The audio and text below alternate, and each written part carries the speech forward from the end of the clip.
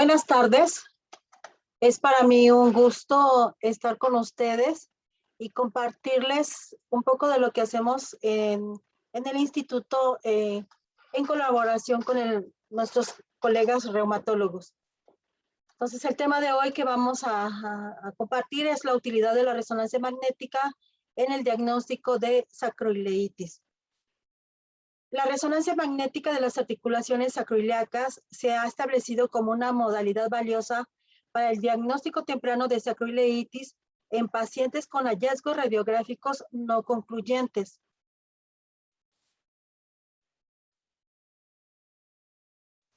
La resonancia magnética ha cobrado una gran importancia, ya que los resultados positivos de esta tienen el mismo significado que una prueba positiva del antígeno leucocitario humano B27.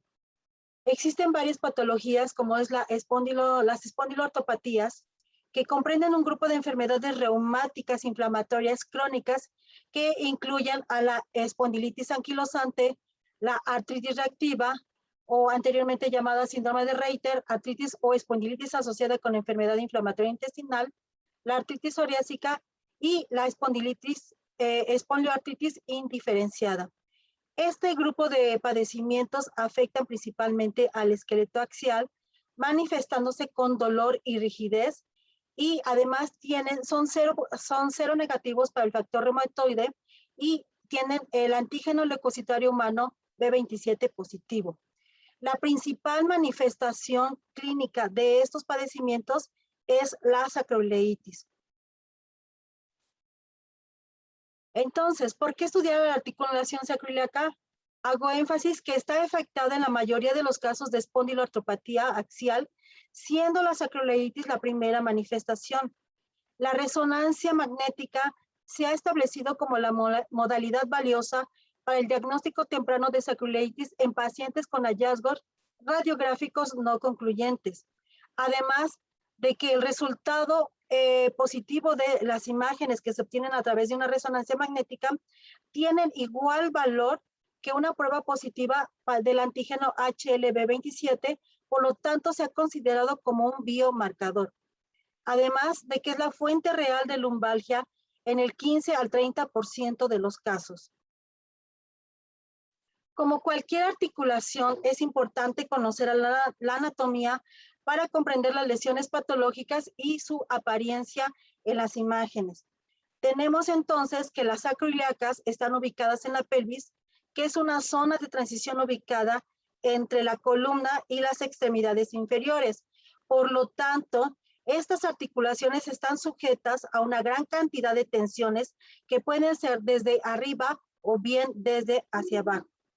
Otra característica es que el sacro es mucho más ancho en la parte superior que en la parte inferior y es más ancho en la parte anterior que en la parte posterior. Aquí estamos marcando la zona cartilaginosa y la zona ligamentosa.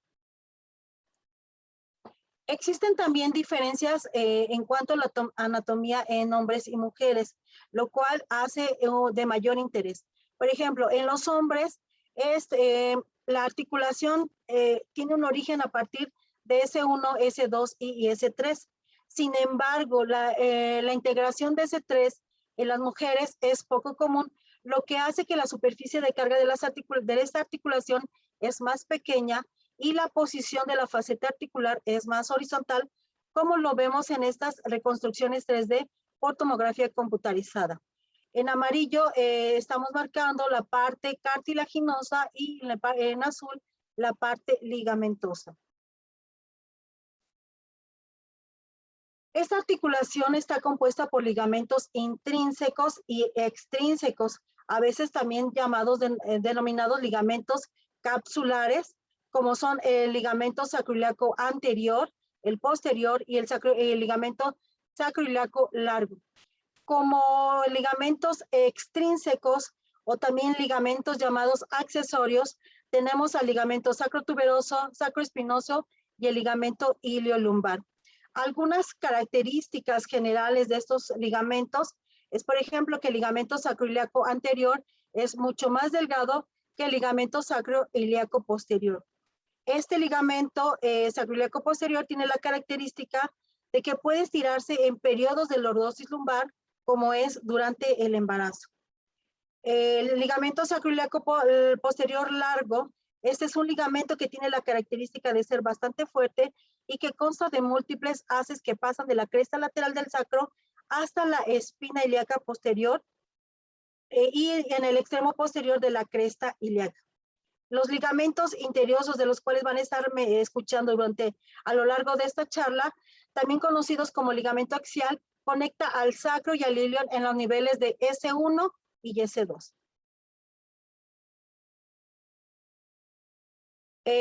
Esta articulación, si bien no hay músculos diseñados para actuar sobre ella, pueden producir movimientos activos. La articulación está rodeada por algunos músculos grandes y poderosos del cuerpo, como es el erector de la columna, el glúteo mayor, el bíceps femoral o el ilíaco. Sin embargo, los abdominales profundos, sobre todo el transverso del abdomen, y los ligamentos del suelo pélvico, como el elevador del ano y el coxisio, son los que dan más estabilidad a esta articulación. Continuando con la anatomía de esta articulación, tenemos que tiene dos facetas articulares orientadas oblicuamente, rodeados por fuertes ligamentos y músculos externos. Estos tienen dos compartimentos, un compartimento cartilaginoso y un comportamiento ligamentoso. En esta imagen de la derecha vemos en amarillo la parte cartilaginosa y en color rosa la parte ligamentosa. Y en esta imagen anatómica podemos ver la parte cartilaginosa tanto del ilíaco como del sacro y la parte ligamentosa.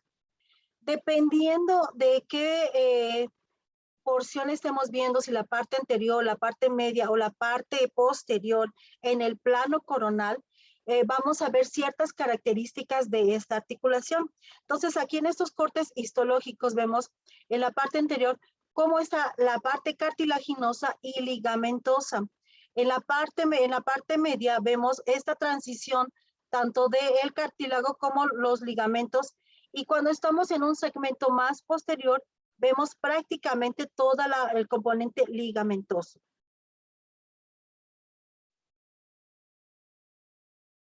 Ahora, si estudiamos esta articulación en un plano coronal, vamos a tener vamos a visualizar diversas estructuras.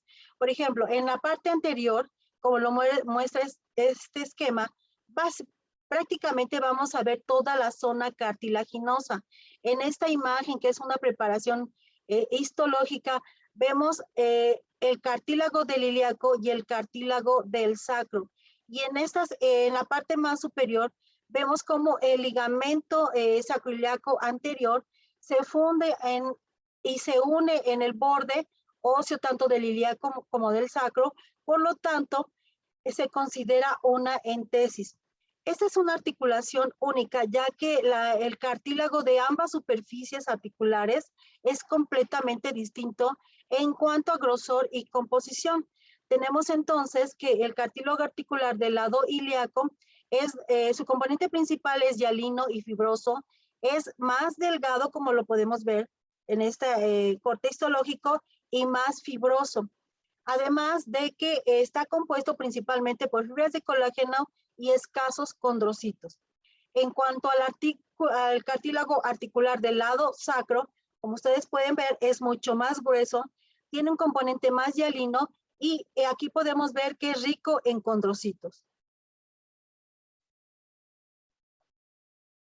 Si nos paramos a observar la anatomía a nivel de su tercio medio, bueno, podemos ver en esta imagen completamente toda la estructura de la articulación sacroiliaca.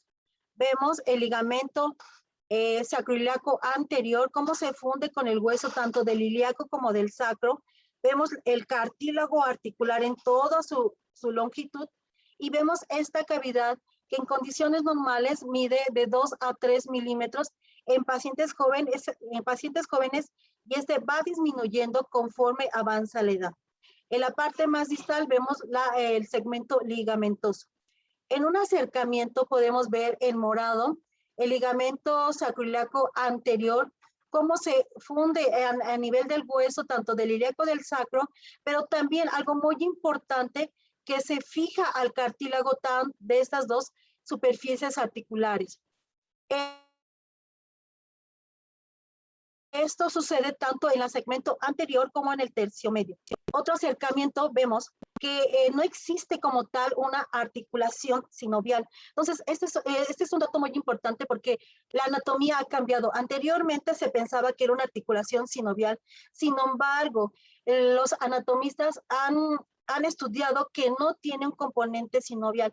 Lo que podemos encontrar son pequeños recesos con una cubierta de sinovial, lo cual puede acumular líquido. Y aquí les pido que pongan mucha atención porque va a ser muy importante para poder entender los hallazgos que encontramos en la resonancia magnética. Este receso se puede acumular en líquido que en ocasiones lo podemos ver en las imágenes de resonancia magnética. Entonces, como conclusión, no hay una cápsula interna, por lo tanto, y no está revestida con sinovial. A nivel del tercio medio es interesante también ver cómo el cartílago de ambas superficies articulares se une. Está fusionado tanto ventral como dorsalmente, lo que nos da una sincondrosis fibrocartilaginosa.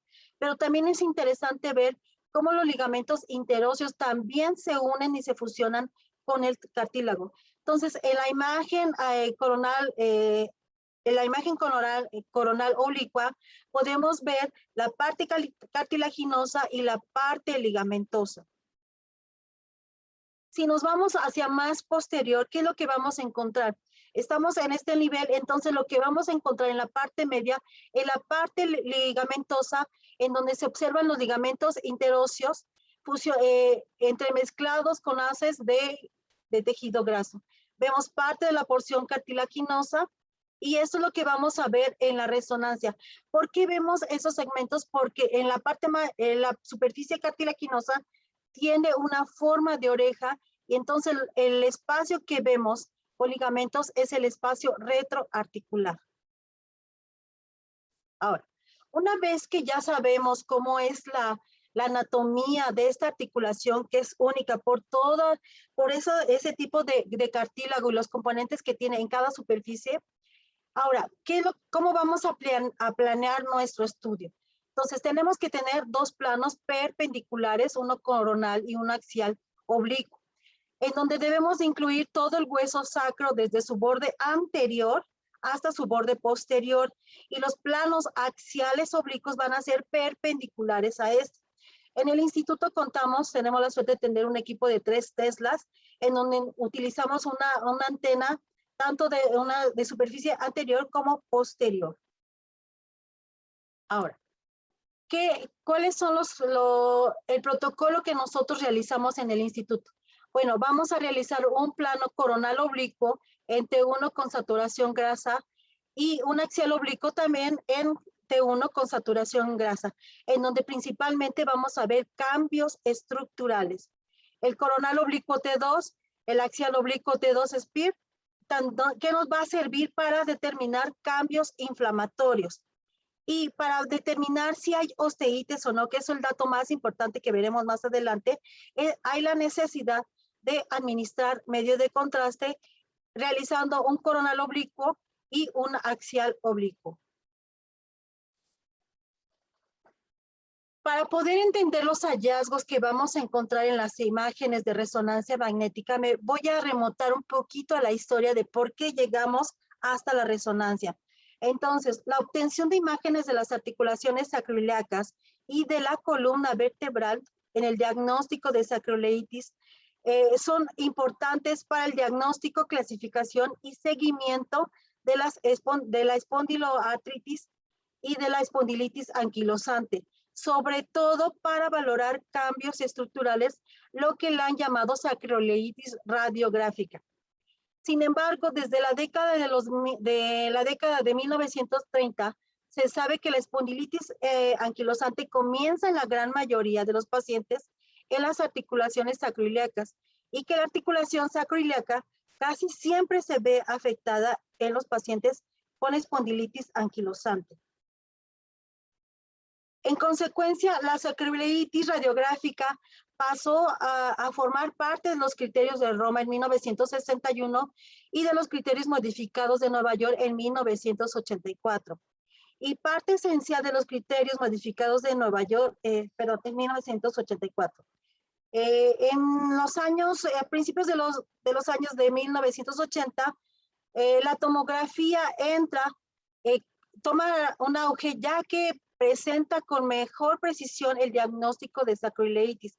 Sin embargo, tanto la placa simple como la tomografía solo nos muestran daño estructural. Hasta principios de 1990, la resonancia empieza a cobrar importancia, ya que se determina que podemos valorar cambios inflamatorios. Sin embargo, en estas épocas aún faltaban los criterios para diagnosticar o clasificar a los pacientes con sacroileitis sin cambios radiográficos, lo que le llamaban sacroileitis no radiográfica.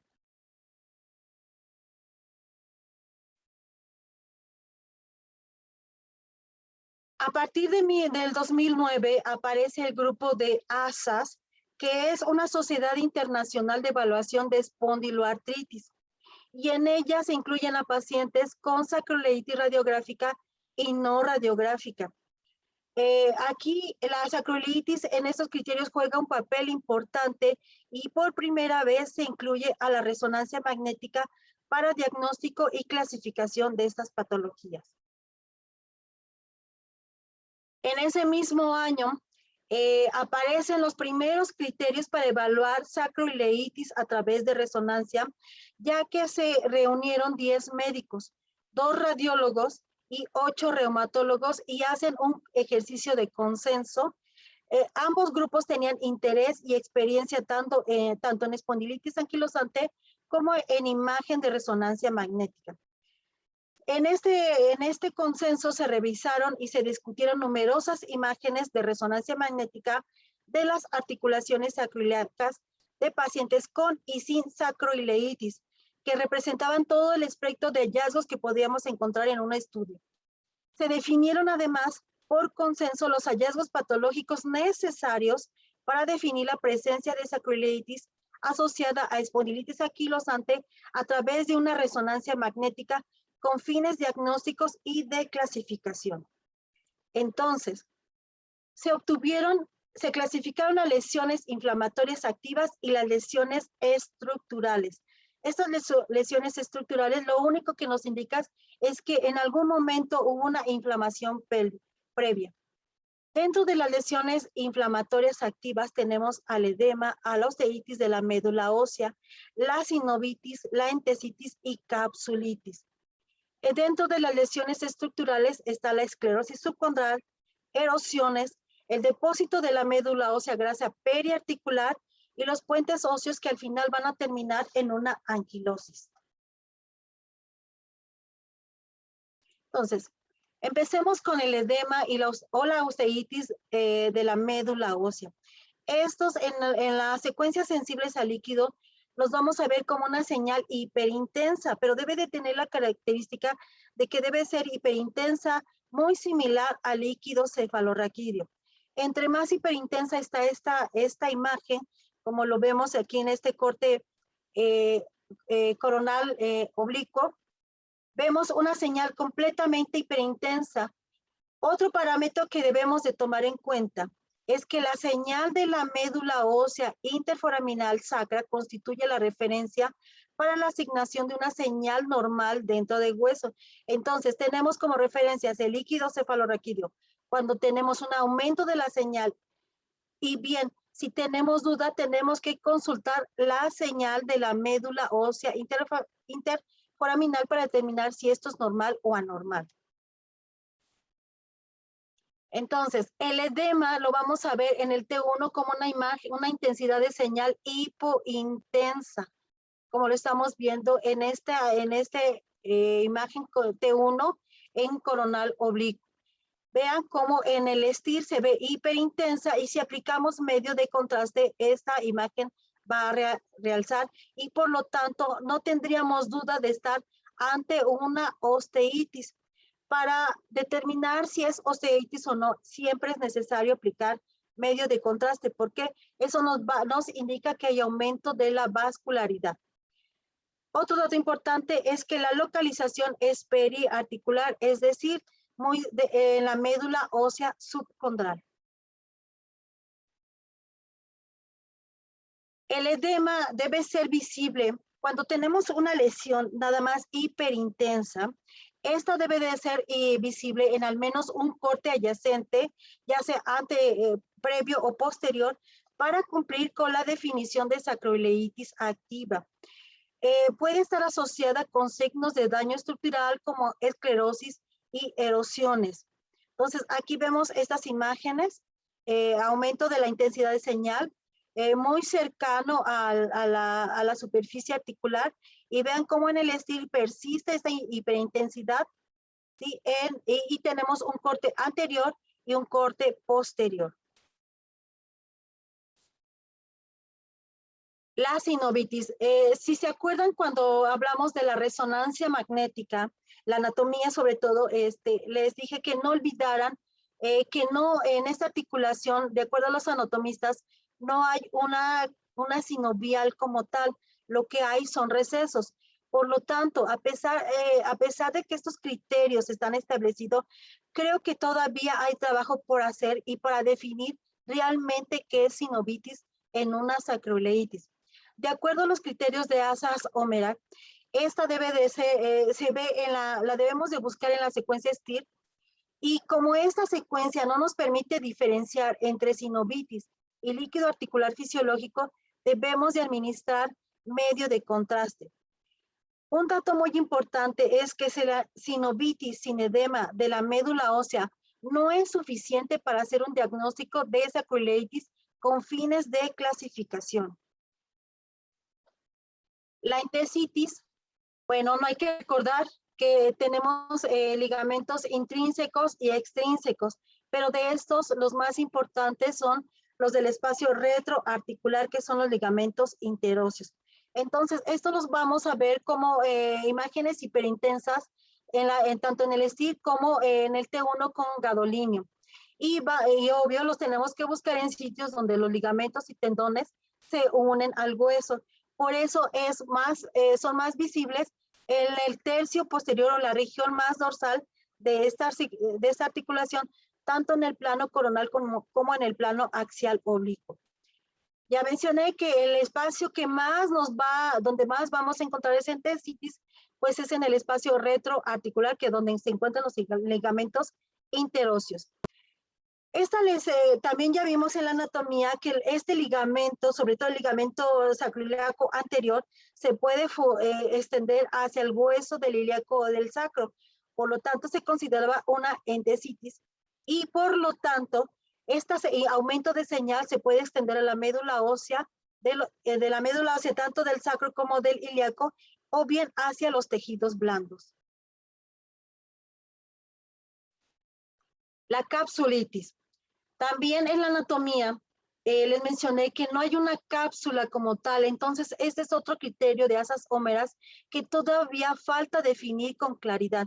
Sin embargo, de acuerdo a los criterios, esta se ve como una lesión hiperintensa en STIR y en el T1 con medio de contraste. De acuerdo a los criterios, se afecta la cápsula anterior y posterior, y la cápsula articular, como está continua gradualmente hacia el periósteo de los huesos y el ilíaco, también este grupo la considera como una entesis. En cuanto a la esclerosis subcondral, ¿sí? Estas se van a ver como bandas de baja intensidad o sin señal en todas las secuencias. Como vemos aquí en esta imagen, que es una banda hipointensa muy adyacente a la superficie articular. Pero la característica importante es que esta se debe de extender por lo menos 5 milímetros desde el borde articular. ¿Por qué? Porque hay áreas de esclerosis periarticular en sujetos sanos, que es una esclerosis fisiológica, y es con la cual tenemos que hacer diagnóstico diferencial.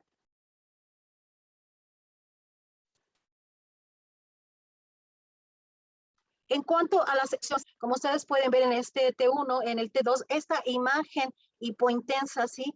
con algo de aumento de intensidad adyacente hacia la periferia. Y estas las vamos a ver, hipointensas en T1 e hiperintensas en el STIR, sobre todo si estas están activas. En ocasiones podemos utilizar un eco de gradiente para ver mayor ese defecto óseo en el margen articular. Pueden producirse en todo el compartimiento cartilaginoso de la articulación y aparecen inicialmente como lesiones únicas, pero en ocasiones pueden haber varias y la confluencia de erosiones puede verse como un pseudoensanchamiento de la articulación sacroiliaca. El depósito de la médula ósea grasa, tanto en el T1 vean cómo se observan aumento de intensidad de señal en ambas articulaciones sacroiliacas. Aquí tenemos un T2 y vean en las secuencias sensibles al líquido, este es un SPIR, como vemos que satura esa grasa en el red y con la administración de medio de contraste, pues obvio no va a reforzar.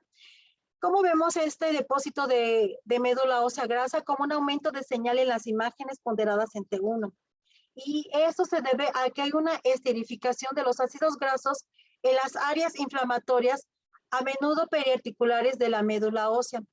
Sin embargo, este es un hallazgo inespecífico.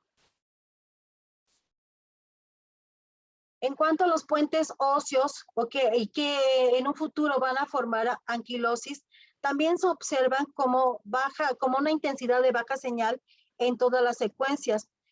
Su señal es muy similar a la médula ósea interforaminal sacra, como ya lo vimos al inicio, como referencia de normalidad, y está rodeado por una señal de alta intensidad tanto en el T1, ¿sí? Y esto se debe a depósito grasa de la médula ósea.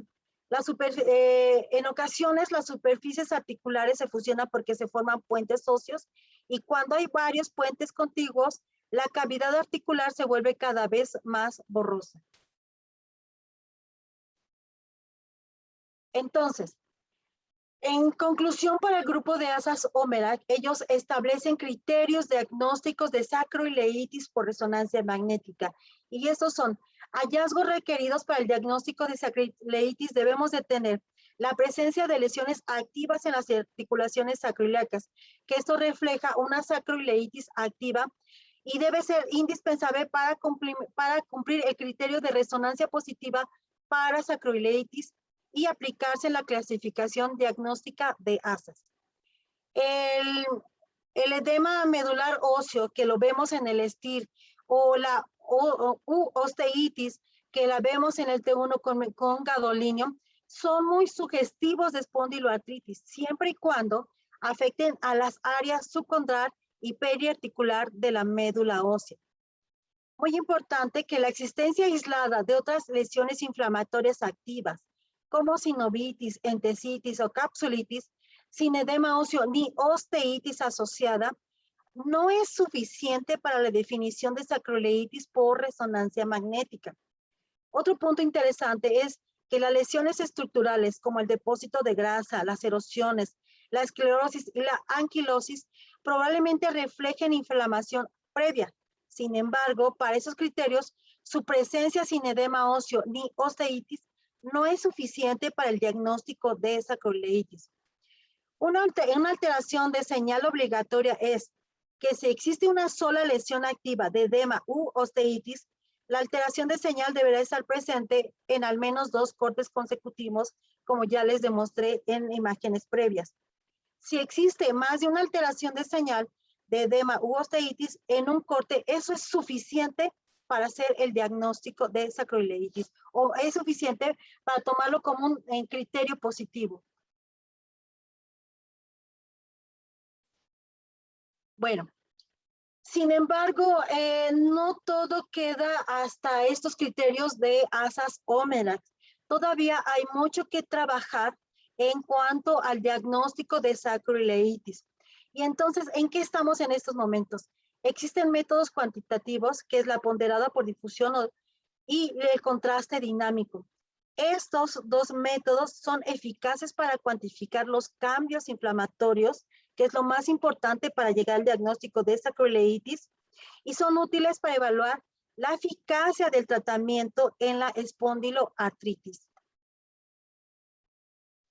Entonces, en cuanto a la difusión, bueno, ya hay estudios que establecen los valores en los huesos sacros e ilíacos y van desde 0.65 a 0.72 por 10 menos 3 milímetros sobre 2 segundos. Y las lesiones inflamatorias, vean cómo sus valores son mucho más altos en comparación a la normalidad del hueso sacro e ilíaco. La difusión tiene la bondad de que es una secuencia rápida, no es invasiva y algo muy importante, que no se utiliza medios de contraste. Además, ofrece información valiosa sobre la progresión de la enfermedad y la respuesta al tratamiento, que es algo muy importante para los reumatólogos. Los valores atenuados de difusión altos en las áreas afectadas en pacientes con espondilitis, vamos a encontrar, valores altos, sí, en la espondilitis axial. Y ¿cómo los vamos a observar? Como una señal hiperintensa en los mapas ADC. Cuanto más efectivo es el tratamiento, según los parámetros clínicos y de laboratorio, más pronunciada es la disminución de la difusión. Por ejemplo, aquí la imagen nos está marcando, sí, una imagen hiperintensa, y al aplicar el ADC, bueno, vemos que tiene un valor muy alto que va alrededor de 13.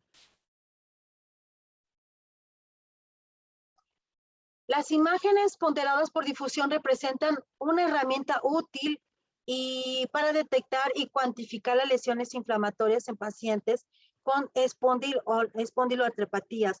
Vemos aquí la imagen de resonancia magnética, un aumento de señal difuso en ambas articulaciones, y cuando aplicamos el ADC vemos que estos valores son bastante altos. En la imagen inferior, a lo largo de ver el tratamiento y dar seguimiento, vemos cómo a través del tiempo el valor va a bajar, este valor de ADC va a bajar. Tenemos el contraste dinámico. Aquí los hallazgos se van a correlacionar mucho con la historia clínica, el grado de dolor y los hallazgos del examen físico en pacientes con sacroileitis aguda. Aquí vemos cómo este aumento de intensidad de señal, vean cómo los valores son muy altos en comparación con la articulación sacroiliaca izquierda, donde vemos que el valor es bastante bajo. Entonces, para los reumatólogos, esta es una herramienta muy útil, ya que les va a permitir dar un seguimiento de tratamiento farmacológico en padecimientos con artropatías inflamatorias. Existen varios métodos semi-cuantitativos donde se hace una valoración y se cuantifican los cambios que vemos. Sin embargo, de todos estos que hay estudios que indican que el método semi-cuantitativo de Spark es el más efectivo. Este consiste en dividir a la articulación en 4 cuadrantes, en ilíaco superior, ilíaco inferior, sacro superior y sacro inferior. ¿Y qué es lo que vamos a valorar aquí? El edema de la médula ósea, le vamos a dar puntajes en forma dicotómica, es decir, 1 si hay señal aumentada o 0 si esto es normal. Y esto nos va a dar un resultado de 8 puntos en los 4 cuadrantes. Una señal similar a un edema de una profundidad mayor o menor de 1 centímetro desde la superficie articular, así como una intensidad de señal muy alta, además se le va a agregar un punto adicional por cada articulación, correspondiente a una puntuación máxima aumentada en 4. Es decir, si ya teníamos 8 puntos y le aumentamos estos 4 puntos adicionales, nos van a dar 12. Si esto lo multiplicamos, además, lo debemos valorar en 6 cortes paracoronales. Entonces, por eso se multiplica por 6, lo cual nos va a dar una puntuación máxima de 72. Sin embargo, estos métodos semicuantitativos no son tan prácticos en la consulta diaria o en el trabajo diario. Pero bueno, existen y son de utilidad para los reumatólogos. Entonces, en resumen, las articulaciones sacroiliacas están afectadas en la mayoría de los casos de espondiloartritis axial y la sacroileitis suele ser la primera manifestación. De ahí su importancia. Es primordial reconocer la anatomía para interpretar correctamente los hallazgos y evitar diagnósticos erróneos. Sin embargo, como ustedes pueden ver, la anatomía ha desenmascarado, ha quitado esa idea de que estamos ante una articulación sinovial. No hay como tal una cavidad, tanto la porción cartilaginosa como ligamentosa es continua y se comunican. Entonces, todavía falta estudiar a esta articulación.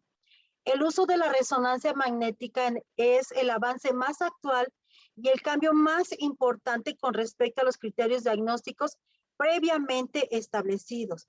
Además, es el estándar de referencia para la obtención de imágenes de sacroileitis. Ayuda a detectar cambios inflamatorios agudos y tempranos y puede revelar una enfermedad preradiográfica, lo que permite un diagnóstico y tratamiento precoz de sacroileitis. Puede ayudar además a cuantificar la actividad inflamatoria. Ya vimos que hay métodos semicuantitativos, está la difusión y la cuantificación del medio de contraste. Y se puede utilizar como un biomarcador de la actividad y como una guía para el tratamiento de la sacroileitis, así como una medida objetiva para el seguimiento en los ensayos clínicos.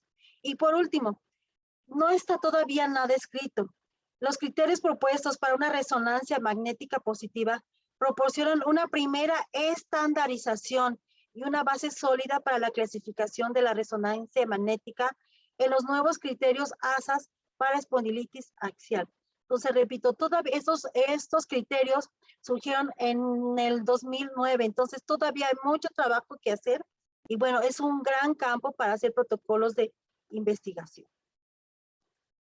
Y bueno, eso es todo de mi parte. Es algo de lo que hacemos en el instituto y siempre en forma multidisciplinaria, en este caso con los médicos reumatólogos.